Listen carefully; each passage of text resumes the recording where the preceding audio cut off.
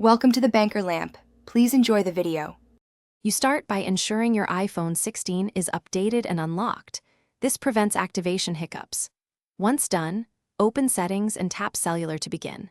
Make sure you have the carrier Esim QR code or activation code handy and connect to a reliable Wi-Fi network so the phone can download the profile.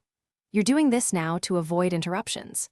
Tap Add Cellular Plan and point the camera at the QR or enter the details manually. This initiates the eSIM provisioning process. Once the eSIM profile begins installing, the phone verifies the carrier settings. This can take a minute.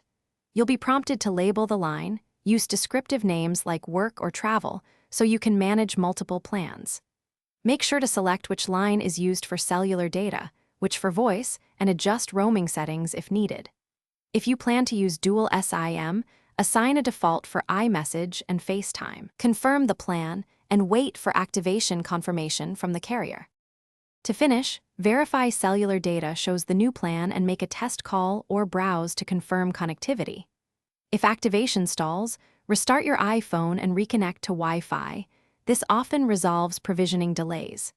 If you still see no service, go to Settings General Transfer or Reset and choose Reset Network Settings as a last resort.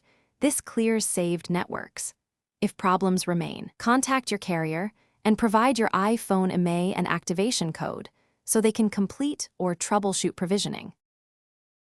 Thanks for watching. If this was helpful, leave a like and consider subscribing. See you next time.